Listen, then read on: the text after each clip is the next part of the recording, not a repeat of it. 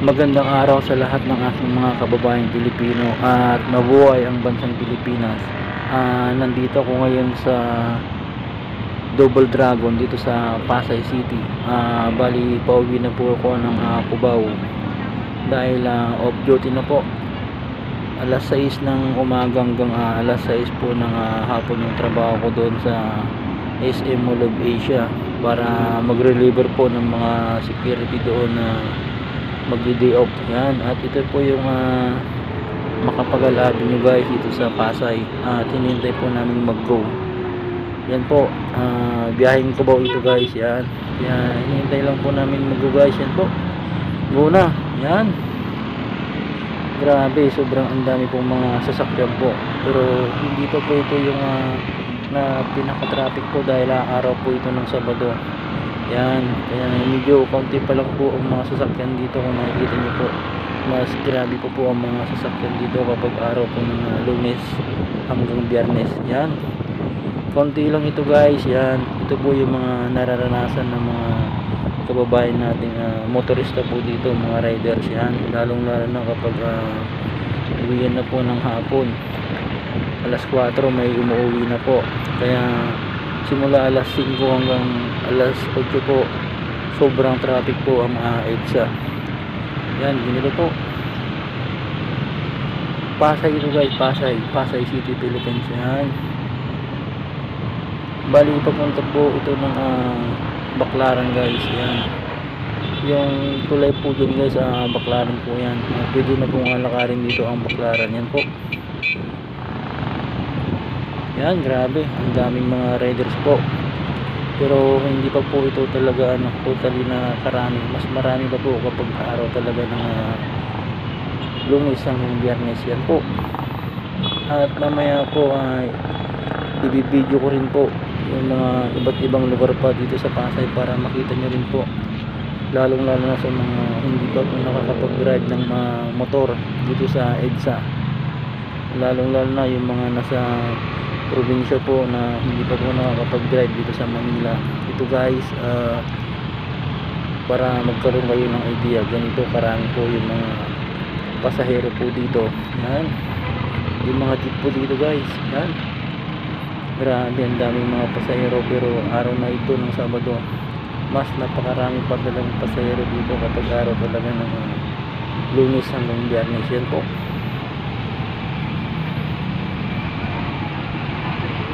yan, bali nasa bicycle lane na lang po yung mga motorista po dito.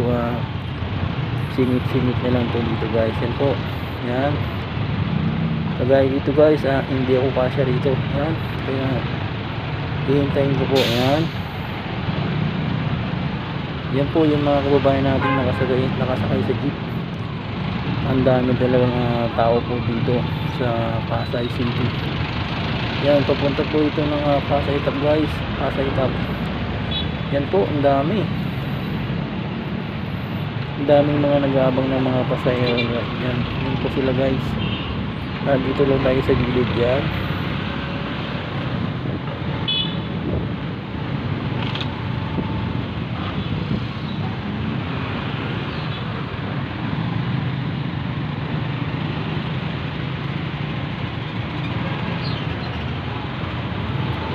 ayan po, tuloy-tuloy lang po tayo dito sa bicycle lane. Yan po guys, yan, kasi open po ito na bicycle lane niya. Pwede po tayong dumaan dito, wag lang po yung may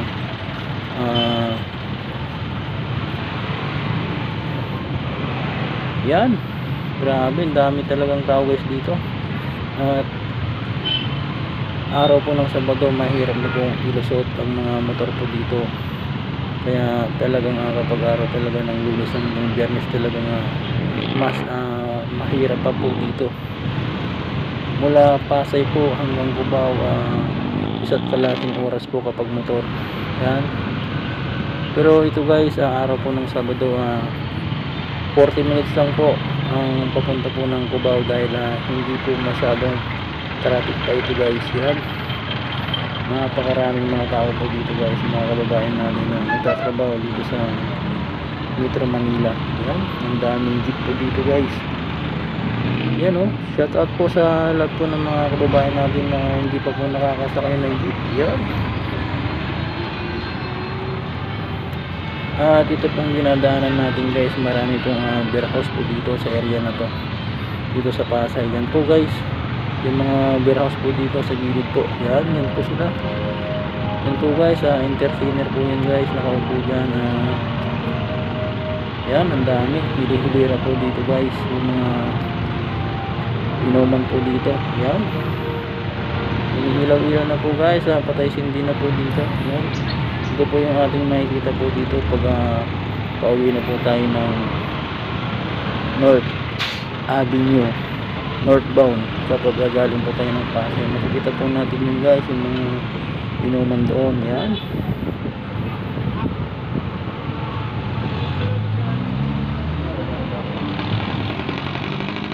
yan, napakaraan po mga tao dito guys, kaya ingat-ingat lang po tayo, yung mga sasakyan po na bigla na lang pong lalabas. Kaya dapat dito alis na po tayo para hindi po tayo makasagi po dito. Yan, bali dubli ingat lang po. At sa lahat po ng aking mga kababayan na nagbumotor po o nagdadrive ng mga sasakyan, na magbaon lang po ng maraming oras sa kalsada, at magbaon ng maraming pasensya, at hindi lang po natin yung pagdadrive. Yan, para maiwasan po natin ang init ng ulo. Yan po, dahil marami po mga motorista po na minsan nagkakagitgitan po, hindi sila magkaunawaan. Kaya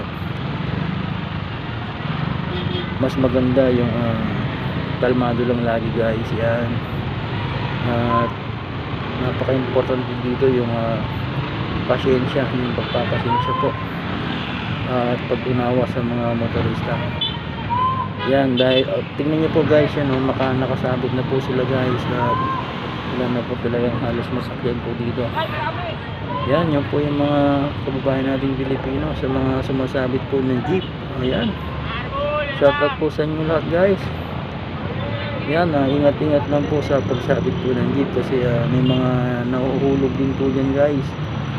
At huwag kalimutang magbayad kahit nakasabit po kayo guys, dahil kapag nahulog kayo dyan ay pananagutan pa rin kayo ng driver ng jeep. Yan, kaya magbayad po kahit nakasabit sa jeep guys. Yan po, grabe, ang dami pong mga jeep po dito, pero mas marami po yung mga pasahero. Kaya yung iba nakasabit na lang po para makauwi lang sa kanilang mga tahanan dito sa Metro Manila, para makapagpahinga at kinabukasan maaga na namang gigising para magtrabaho.